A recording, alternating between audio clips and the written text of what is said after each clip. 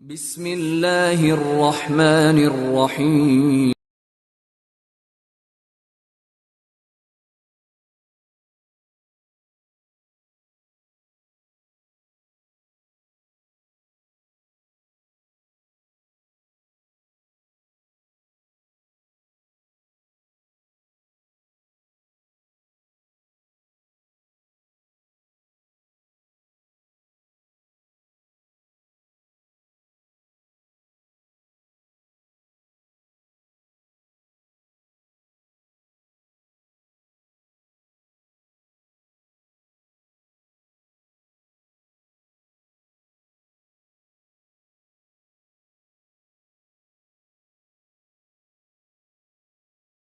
الصلاة والسلام على من لا نبي بعده أما بعد فأعوذ بالله من الشيطان الرجيم بسم الله الرحمن الرحيم وما الحياة الدنيا إلا متاع الغرور وقال رسول الله صلى الله عليه وسلم ما أنا في الدنيا إلا كراكب استظل تحت شجرة ثم راح وتركها সম্মানিত উপস্থিতি, আজকে আমরা যে বিষয়টি নিয়ে আলোচনা করব এই বিষয়টির শিরোনাম হচ্ছে আদ-দুনিয়া মাতাউল গুরুর, দুনিয়া হচ্ছে ধোঁকার সামগ্রী।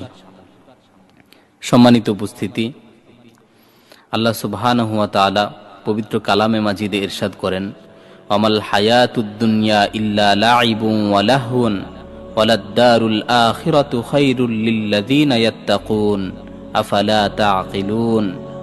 আল্লাহ তাআলা বলছেন, আমাল হায়াতুদ দুনিয়া ইল্লা লাইবুন ওয়া লাহওয়ান, দুনিয়ার জীবন এটা ক্রীড়া কৌতুক ব্যতীত আর কিছুই নয়।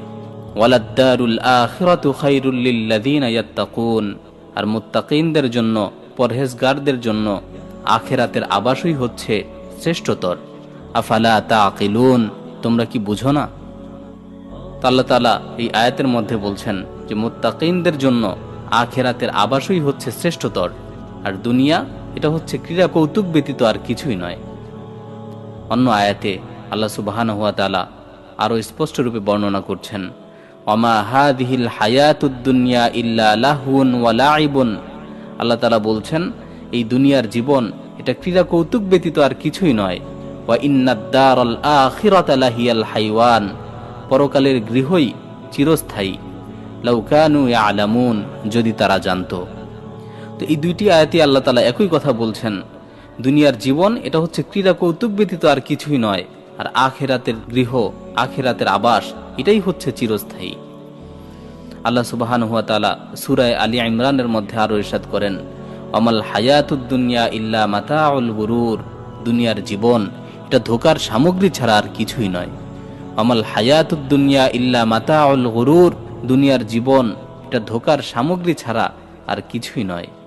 এই ক্ষণস্থায়ী পৃথিবী যেটার পিছনে আমরা ছুটতে ছুটতে ক্লান্ত হয়ে যাচ্ছি, এই যে দুনিয়া যেটাকে উপার্জন করার জন্য আমরা আমাদের সমস্ত শক্তিগুলো ব্যয় করছি, আল্লাহ তাআলা এই দুনিয়ার ব্যাপারে বলছেন, আমাল হায়াতুদ দুনিয়া ইল্লা মাতাউল গুরুর, এই দুনিয়া এটা হচ্ছে ধোঁকার সামগ্রী। দুনিয়া হচ্ছে ধোঁকার সামগ্রী, দুনিয়া হচ্ছে ক্রীড়া কৌতুক ছাড়া আর কিছুই নয়।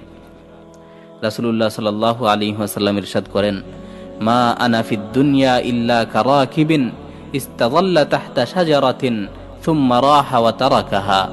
রাসূল বলছেন, দুনিয়ায় আমার উদাহরণ হচ্ছে একজন মুসাফিরের ন্যায়, যে একটি গাছের ছায়ায় কিছু সময় বিশ্রাম নিল, অতঃপর সেখান থেকে চলে গেল। রাসূল সাল্লাল্লাহু আলাইহি ওয়াসাল্লাম নিজের উদাহরণ দিচ্ছেন দুনিয়ার সাথে ওই মুসাফিরের ন্যায়, যে মুসাফির হাঁটতে হাঁটতে ক্লান্ত হয়ে একটি গাছের নিচে কিছু সময় আশ্রয় নিল, বিশ্রাম নিল, অতঃপর সেই গাছের নিচ থেকে আবার হাঁটা শুরু করলো। তো একটি গাছের নিচে একজন মুসাফির যখন বসে, তখন সেই গাছটিকে নিয়ে কখনো স্বপ্নীল কল্পনা করে না, কাল্পনিক জগতে হারিয়ে যায় না, বরং সে বুঝে যে কিছু সময় পর এই গাছের নিচ থেকে আমাকে উঠে চলে যেতে হবে। ঠিক তেমনি ভাবে আমি আপনি দুনিয়াতে আছি, কেমন যেন একটি গাছের নিচে কিছুক্ষণ অবস্থান করছি, কিছুক্ষণ পর আখিরাতের গন্তব্যের দিকে এই গাছের নিচ থেকে আমি এবং আপনি আবারও হাঁটা শুরু করব। সুতরাং একজন মুসাফির যখন গাছের নিচে বসে, সেই গাছটিকে নিয়ে কাল্পনিক চিন্তা করে না, কল্পনার জগতে হারিয়ে যায় না। ঠিক তেমনি ভাবে আমাকে আপনাকেও হারিয়ে গেলে চলবে না, বরং আমাদের বুঝতে হবে যে আল্লাহ সুবহানাহু ওয়া তাআলা আমাদেরকে দুনিয়াতে পাঠিয়েছেন কিছু সময়ের জন্য। এখানে আমরা ক্ষণস্থায়ী কিছু সময় থাকব, কেমন যেন আমরা গাছের নিচে আশ্রয় নিয়ে আছি, কিছু সময় পরে আমাকে আপনাকে এখান থেকে উঠে আবার চলে যেতে হবে। রাসূলুল্লাহ সাল্লাল্লাহু আলাইহি ওয়াসাল্লাম অন্য হাদিসের মধ্যে ইরশাদ করেন, আন ইবনে ওমর রাদিয়াল্লাহু আনহু আখাযা রাসূলুল্লাহ সাল্লাল্লাহু আলাইহি ওয়াসাল্লাম বিয়াদি আও বিবাদি জাসাদি ফাকালা কুম ফিদ দুনিয়া গরীবান আও আবিরা সাবিল ওয়াউদ নাফসাকা ফি আহলিল কুবুর। আব্দুল্লাহ ইবনে ওমর রাদিয়াল্লাহু তাআলা আনহু বলেন যে রাসূল সাল্লাল্লাহু আলাইহি ওয়াসাল্লাম একবার আমার হাত ধরলেন এবং বললেন, কুম ফিদ দুনিয়া কাআন্নাকা গরীবান, তুমি দুনিয়াতে বসবাস করো অপরিচিত ব্যক্তির ন্যায়, আও আবিরা সাবিল, অথবা মুসাফিরের ন্যায়, ওয়াউদ নাফসাকা ফি আহলিল কুবুর, তুমি নিজেকে কবরের অধিবাসী মনে করো। রাসূলুল্লাহ সাল্লাল্লাহু আলাইহি ওয়াসাল্লাম আব্দুল্লাহ বিন ওমর রাদিয়াল্লাহু তাআলা আনহুকে বলছেন, কুম ফিদ দুনিয়া কাআন্নাকা গরীবান, তুমি দুনিয়াতে গরীব লোকের মতো থাকো, অপরিচিত লোকের ন্যায় থাকো, আও আবিরা সাবিল, অথবা একজন মুসাফিরের ন্যায় থাকো, ওয়াউদ নাফসাকা ফি আহলিল কুবুর, আর তুমি তোমাকে কবরের অধিবাসী মনে করো। এভাবেই রাসূলুল্লাহ সাল্লাল্লাহু আলাইহি ওয়াসাল্লাম আব্দুল্লাহ বিন ওমর রাদিয়াল্লাহু তাআলা আনহুকে শিক্ষা দিয়েছেন যে তুমি তোমার নিজেকে কবরের অধিবাসী মনে করো, তুমি মনে করো যে তোমাকে কবরে যেতে হবে, আর দুনিয়াতে তুমি একজন মুসাফিরের ন্যায় থাকো, দুনিয়াতে তুমি একজন অপরিচিত ব্যক্তির ন্যায় থাকো। রাসূলুল্লাহ সাল্লাল্লাহু আলাইহি ওয়াসাল্লাম দুনিয়ার ব্যাপারে বলেন, ক্বালা রাসূলুল্লাহ সাল্লাল্লাহু আলাইহি ওয়াসাল্লাম ইন্নামা ইয়াকফি আহাদুকুম মিনাদ দুনিয়া কাকদরি যাদির রাকিব। রাসূল সাল্লাল্লাহু আলাইহি ওয়াসাল্লাম বলেন, একজন মুসাফিরের পাথেয় যতটুকু হয় ততটুকু দুনিয়ার সামগ্রী তোমাদের জন্য যথেষ্ট। আল্লাহর রাসূল আমাদের উপদেশ দিচ্ছেন, ইন্নামা ইয়াকফি আহাদুকুম মিনাদ দুনিয়া কাকদরি যাদির রাকিব, একজন মুসাফিরের পাথেয় যতটুকু হয় ততটুকু দুনিয়ার সামগ্রী তোমাদের জন্য যথেষ্ট। সম্মানিত উপস্থিতি, আল্লাহর রাসূল বললেন যে একজন মুসাফিরের পাথেয় যতটুকু থাকে অতটুকু দুনিয়ার সামগ্রী তোমাদের জন্য যথেষ্ট। আসুন তো একটু চিন্তা করি, একজন মুসাফিরের সামগ্রী কি থাকে?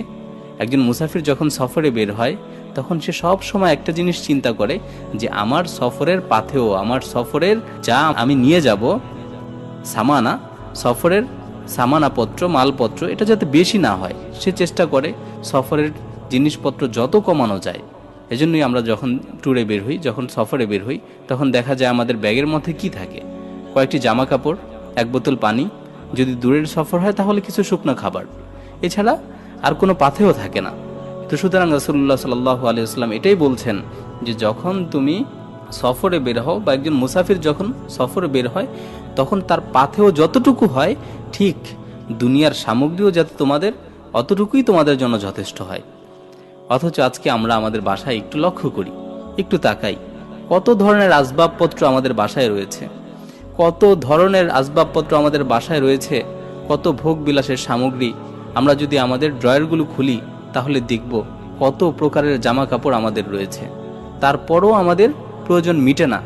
অথচ রাসূল সাল্লাল্লাহু আলাইহি ওয়াসাল্লাম আমাদেরকে বলছেন, ইন্নামা ইয়াকফি আহাদুকুম মিনাদ দুনিয়া কাকদরি যাদির রাকিব, তোমাদের জন্য দুনিয়ার সামগ্রী অতটুকুই যথেষ্ট, একজন মুসাফির তার পাথেও যতটুকু গ্রহণ করে থাকে।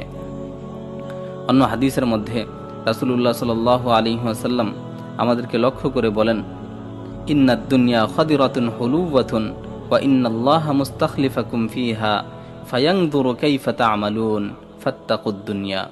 রাসূল বলছেন, দুনিয়া সবুজ শ্যামল চাকচিক্যপূর্ণ, ওয়া ইন্নাল্লাহা মুস্তাখলিফাকুম ফিহা, আল্লাহ তাআলা এই দুনিয়ায় তোমাদেরকে প্রতিনিধিত্ব দান করেছেন, ফায়ানজুরু কাইফা তা'মালুন, তিনি দেখবেন তোমরা দুনিয়াতে এসে কি আচরণ করো।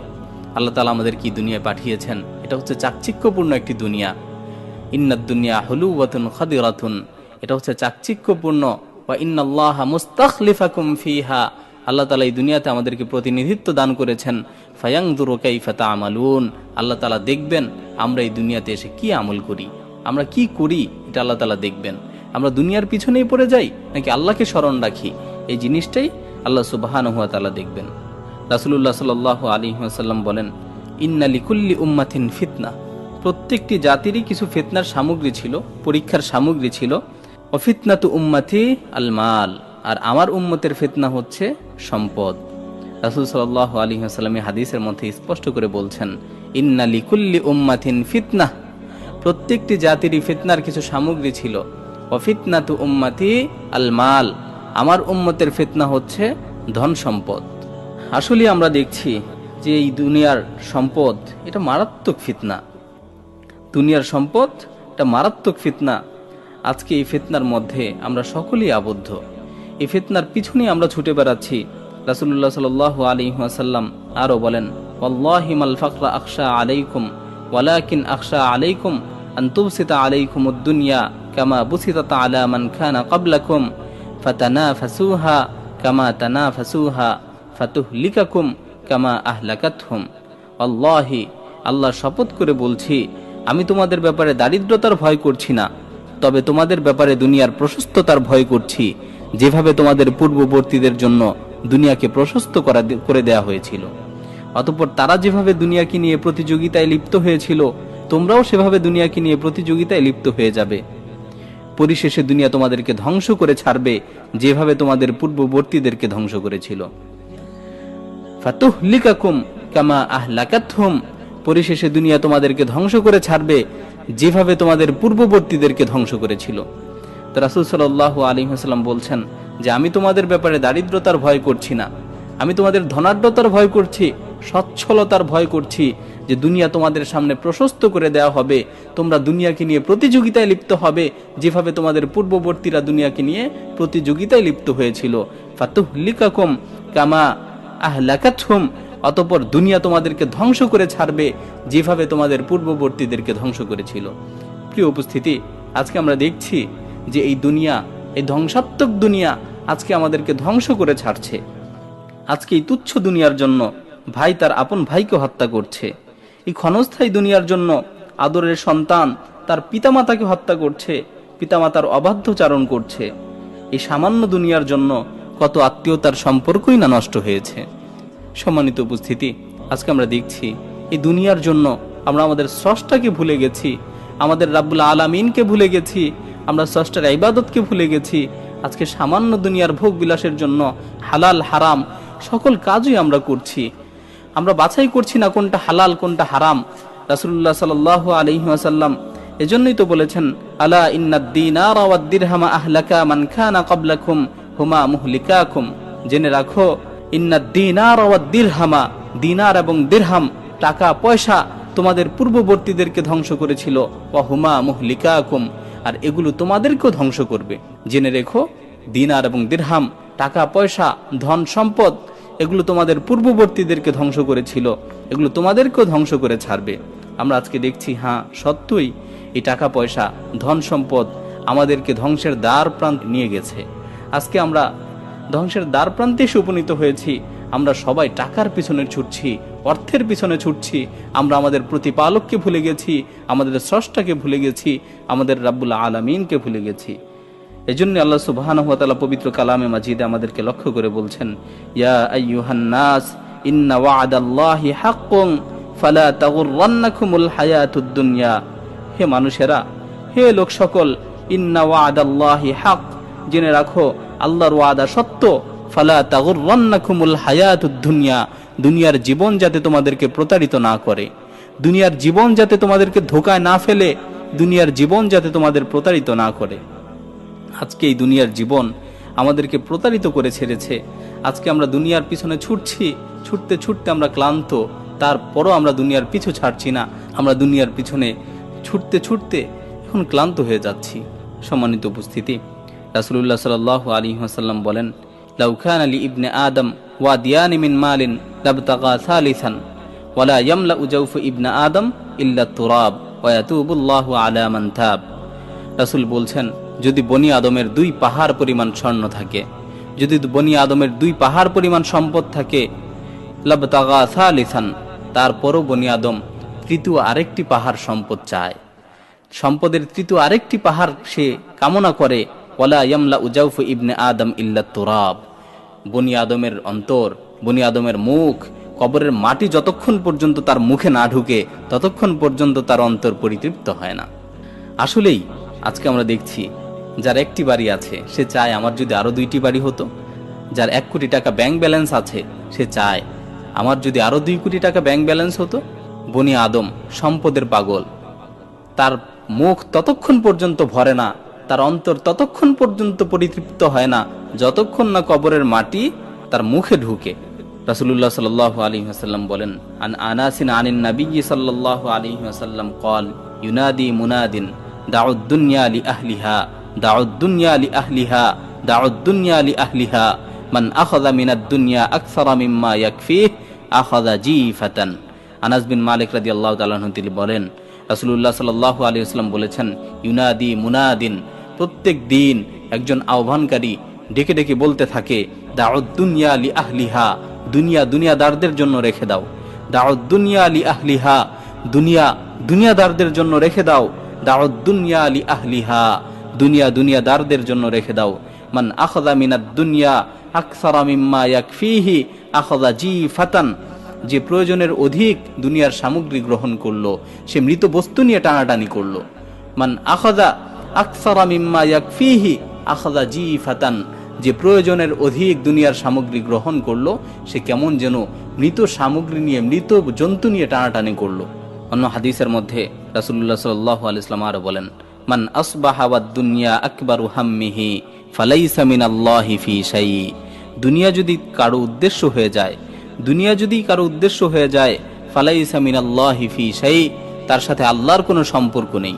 যদি দুনিয়াই কারো উদ্দেশ্য হয়ে যায়, ফালাইসা মিনাল্লাহি ফি শাই, তাহলে আল্লাহর সাথে তার কোনো সম্পর্ক নেই।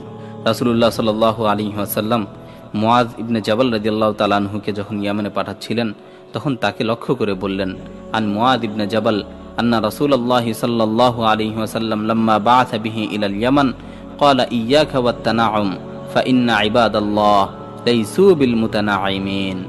মুআয ইবনে জাবাল রাদিয়াল্লাহু তাআলা আনহুকে রাসূল সাল্লাল্লাহু আলাইহি ওয়াসাল্লাম যখন ইয়েমেনে পাঠাচ্ছিলেন তখন তাকে লক্ষ্য করে বললেন, ইয়াকা ওয়াত তানাউম, হে মুআয, আমি তোমাকে ভোগ বিলাসিতা থেকে বিরত থাকতে বলছি। ইয়াকা ওয়াত তানাউম, আমি তোমাকে বিলাসিতা থেকে সাবধান করছি। ফাইন্না ইবাদাল্লাহ লাইসু বিল মুতানাঈমিন, কেননা আল্লাহর বান্দারা কখনো বিলাসী হয় না। ফাইন্না ইবাদাল্লাহ লাইসু বিল মুতানাঈমিন, জেনে রেখো আল্লাহর বান্দারা কখনো বিলাসী হয় না।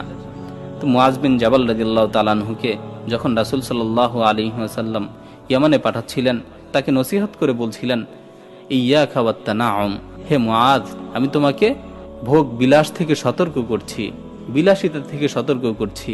ফাইন্না ইবাদাল্লাহ লাইসু বিল মুতানাঈমিন, জেনে রেখো আল্লাহর বান্দারা কখনো বিলাসী হয় না।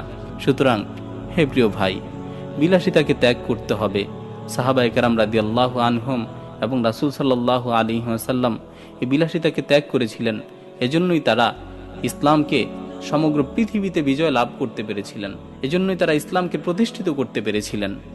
অথচ আমরা ইসলাম প্রতিষ্ঠা করতে চাই কিন্তু বিলাসিতা ত্যাগ করতে চাই না। প্রিয় ভাই, যদি ইসলাম প্রতিষ্ঠা করতে হয়, যদি দিন কায়েমের সংগ্রামে আমাদের নামতে হয়, যদি জিহাদ ফি সাবিলিল্লাহর কাজে আমাদেরকে নামতে হয়, তাহলে আমাদেরকে বিলাসিতা ছাড়তে হবে। কেননা বিলাসিতা হচ্ছে জিহাদের শত্রু। শেখ উসামা রাহিমাহুল্লাহ তিনি বলেছিলেন, বিলাসিতা হচ্ছে জিহাদের শত্রু।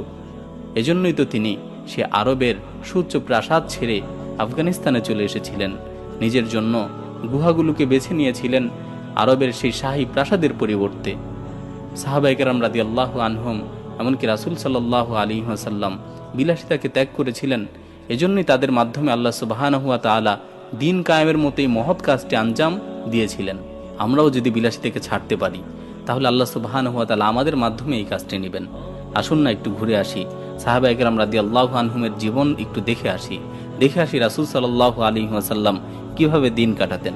আন আবি হুরায়রা রাদিয়াল্লাহু আনহু قال ما شبع آل محمد صلى الله عليه وسلم من طعام 3 أيام حتى قبض।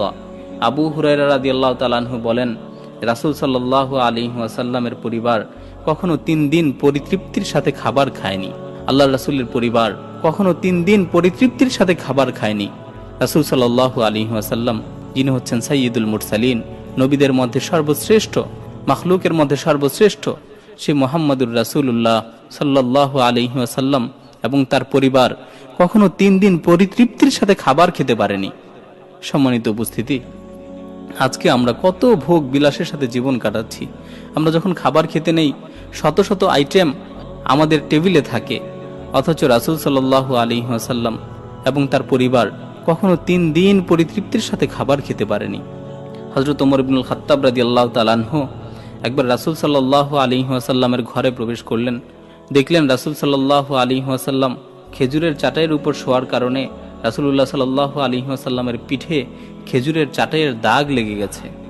তখন ওমর ইবনুল খাত্তাব রাদিয়াল্লাহু তাআলা আনহু চোখের পানি ছেড়ে দিলেন এবং বললেন, ইয়া রাসূলুল্লাহ, দুনিয়ার রাজা বাদশারা কত ভোগ বিলাসের সাথে থাকে, কত আলিশান বিছানায় তারা ঘুমায়, অথচ আপনি হচ্ছেন সাইয়্যিদুল মুরসালিন, অথচ আপনার পিঠে খেজুরের পাতার দাগ পড়ে গেছে। তখন ওমর রাদিয়াল্লাহু তাআলা আনহুকে লক্ষ্য করে রাসূল সাল্লাল্লাহু আলাইহি ওয়াসাল্লাম বললেন, হে ওমর, তুমি চিন্তা করছো কেন? তুমি কেন আফসোস করছো?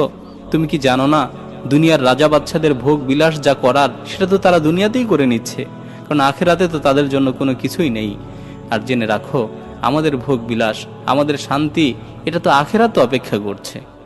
তো রাসূল সাল্লাল্লাহু আলাইহি ওয়াসাল্লাম ওমর রাদিয়াল্লাহু তাআলা আনহুকে বলেছিলেন, ওমর, আমাদের ভোগ বিলাস, আমাদের শান্তি, আমাদের আরাম আয়েশ, এটা তো আমাদের জন্য জান্নাতে অপেক্ষা করছে।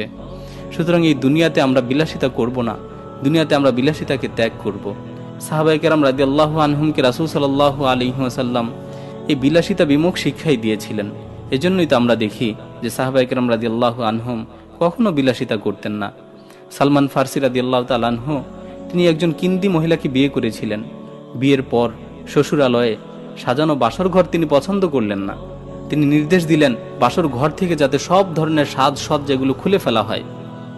অতঃপর যখন তিনি দেখলেন যে তার বাসর ঘরের অনেক দামি দামি আসবাবপত্র যখন তিনি দেখলেন, তখন তিনি চোখের পানি ছেড়ে দিলেন এবং বললেন, আমার বন্ধু মুহাম্মদ সাল্লাল্লাহু আলাইহি ওয়াসাল্লাম আমাকে ওসিয়ত করেছিলেন, দুনিয়ায় তোমার জিনিসপত্র যেন একজন মুসাফিরের সাজ সরঞ্জামের মতো হয়।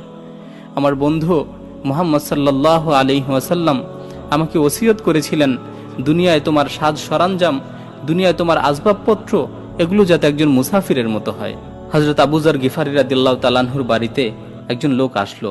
সে যখন আবু যর গিফারী রাদিয়াল্লাহু তাআলা আনহুর ঘরে ঢুকলো, তখন দেখতে পেল যে ঘরে কোনো আসবাবপত্র নেই। লোকটি জিজ্ঞেস করলো, হে আবু যর, আপনার সামানাপত্র কোথায়? আবু যর রাদিয়াল্লাহু তাআলা আনহু তখন উত্তর দিলেন, আখিরাতে আমার একটি বাড়ি আছে, আমার সব উৎকৃষ্ট সামগ্রী সেখানে পাঠিয়ে দেই। আবু যর রাদিয়াল্লাহু তাআলা আনহুকে যখন জিজ্ঞাসা করলো, আবু যর, তোমার আসবাবপত্র কোথায়? আবু যর রাদিয়াল্লাহু তাআলা আনহু কত সুন্দর উত্তর দিলেন। তিনি বললেন, আখিরাতে আমার একটি বাড়ি আছে, আমার যত মূল্যবান সামগ্রী আছে, দামি সামগ্রী আছে, এগুলো সব আমি আখিরাতের সেই বাড়িতে পাঠিয়ে দিই। আসলেই আল্লাহ সুবহানাহু ওয়া তাআলা তাদের জন্য জান্নাত রেডি করে রেখেছিলেন।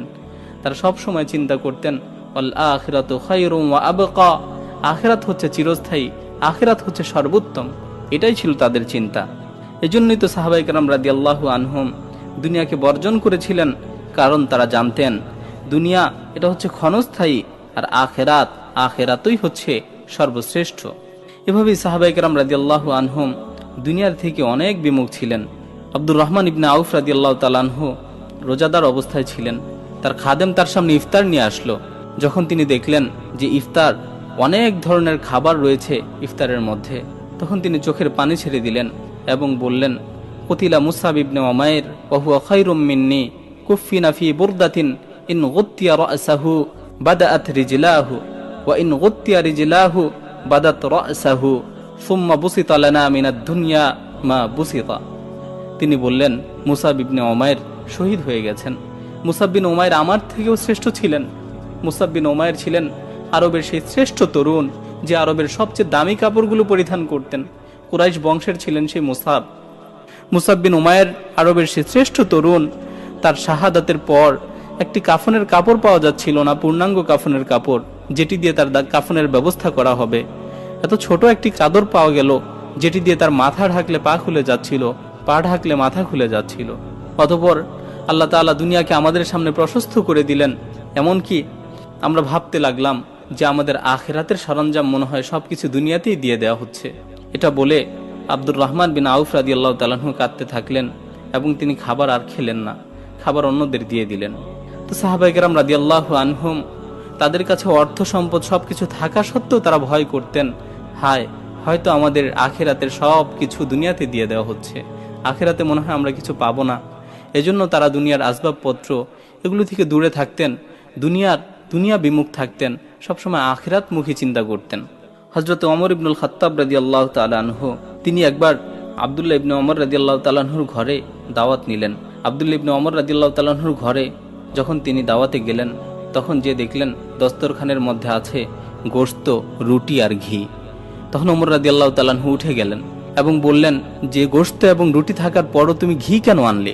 আব্দুল্লাহ বিন ওমর রাদিয়াল্লাহু তাআলা আনহু তখন বললেন যে আমি তো বাজারে গিয়েছিলাম আপনার জন্য গোশত কিনতে, কিন্তু দেখলাম গোশতের দাম অনেক কম, অতঃপর গোশতের যে টাকাটা বেঁচে ছিল সেটা দিয়ে আমি ঘি কিনেছি। তখন ওমর রাদিয়াল্লাহু তাআলা আনহু বললেন, আমার বন্ধু রাসূল সাল্লাল্লাহু আলাইহি ওয়াসাল্লামকে কখনোই আমি এক তরকারির বেশি দিয়ে খাবার খেতে দেখিনি। এটাই ছিল সাহাবায়ে কেরাম রাদিয়াল্লাহু আনহুম এবং রাসূল সাল্লাল্লাহু আলাইহি ওয়াসাল্লামের অবস্থা। তারা সব সময় আখিরাতকে প্রাধান্য দিতেন, দুনিয়া বিমুখ ছিলেন তারা।